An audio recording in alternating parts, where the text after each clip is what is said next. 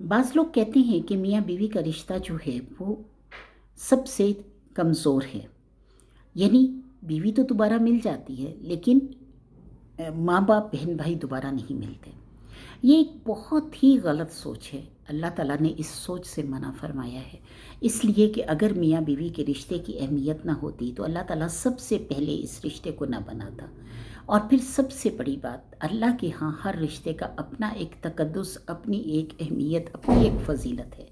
और इस मुक़द्दस रिश्ते को भी पूरे तकद्दुस के साथ अपनाइए, इसलिए कि अल्लाह ताला ने ये पाकीज़ा रिश्ता दो लोगों के दरमियान में रखा, और अल्लाह ने इससे मुआशरे को बढ़ने और फलने फूलने का तमाम जो सिरा है वो इस रिश्ते के सर रखा।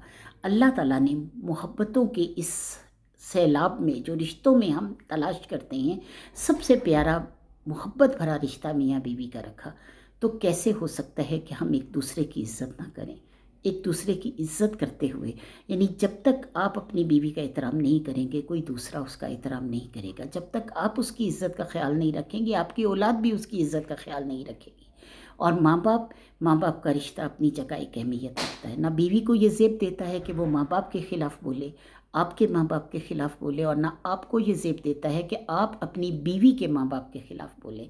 आप दोनों एक घर बना रहे हैं, और दोनों जब मिल के घर बनाते हैं तो उसमें दोनों के माँ बाप का आना उतना ही ज़रूरी है, ताकि दोनों तरफ से दुआओं को आप समेट सकें।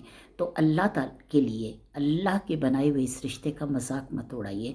मियाँ बीवी का रिश्ता बहुत खूबसूरत रिश्ता है। इस सोच को अगर आप नहीं बदलेंगे तो हो सकता है कल कोई दूसरा मर्द आपकी बेटी को, आपकी बहन को आपके घर छोड़ जाए और कहे बीवियाँ तो दोबारा मिल जाती हैं, माँ बाप नहीं मिलते। तो आपकी क्या सिचुएशन होगी?